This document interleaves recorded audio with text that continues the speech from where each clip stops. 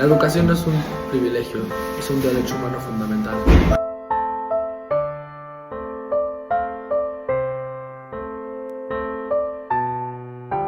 Desde que nacemos tenemos el derecho a aprender, crecer y soñar en libertad.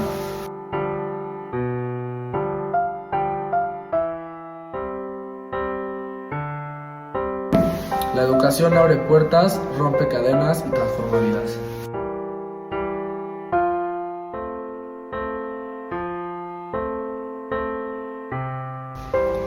Un niño con acceso a la educación hoy es un adulto con oportunidades mañana.